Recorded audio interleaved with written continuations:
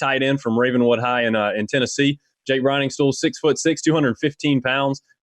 Got some length to him, no doubt. Obviously, I think that's a guy kind of like Denhoff is a guy Clemson will look to add, 25 pounds or so to him as well. You want him to kind of be in the Galloway, Leggett mold, something like that. He's got wide receiver hands, and he should be an upgrade of what we've seen in the passing game. Obviously, we hope Galloway can kind of be that guy next year, but Briningstool will kind of be that guy coming in. You expect similar things from for sure. I mean, he has great hands. He catches the ball well in traffic. I noticed that a little bit on his film. He is a very willing blocker, something I really like to see on film. At tight ends, a lot of times you get a pass-catching tight end that has hands as good as his. A lot of times they don't really want to block so much. Well, that's not a problem with this guy. He's a relatively thin tight end, but he gets in there and gets aggressive. He's got an edge to him, really. He'll toss people to the ground and he'll engage with a blocker, long after the play's kind of passed him by on the other side of the field or passed him downfield or something like that. So it's a refreshing sight to see, no doubt. His dad, Tony, played linebacker for Michigan State. So, he's got the football genes in him as well, so that's good. But I think Briningstool is going to be a very welcome upgrade to the tight end position.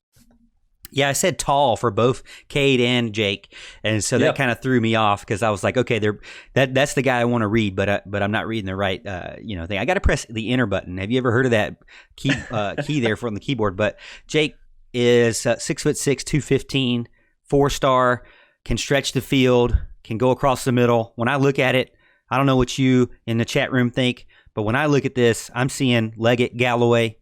I mean, he's super tall. He goes across the middle. He can catch the ball really well. He's super fast too, man. I mean, it's just a really, really good pickup for the Tigers. I mean, this whole weekend was one that I believe sprung them from around the 8th position, depending on where you look as far as overall rankings for team rankings, to now number 1 class. Man, this could be 2 number 1 recruiting classes in a row. Clemson's already started off with, started off hot early in the season. And really last year, Al, I think they had Kevin Swint and maybe DeMonte Capehart came around this time, or Miles Murphy, one of those guys came around this time.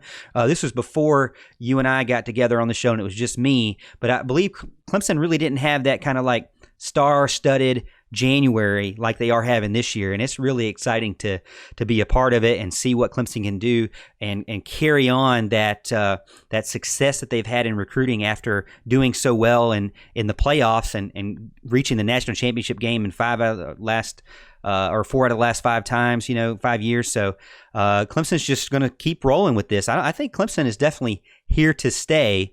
And another great thing, as far as I talked about this with Bo Collins. This is another guy where he is playing in the pistol. He's playing in the spread, and he's going to be very comfortable.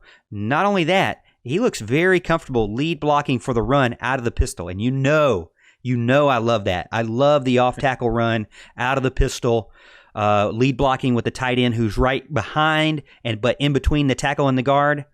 I think that is a great formation to run the ball out of, and he's used to it, and I look forward to seeing what he can do in the same style that he's playing in high school. I think that's something that Clemson looks for because it just gives you an edge. I mean, you don't have to explain as much when they get on campus because they already are so familiar with it over the past 4 years, have been playing in the same type of system.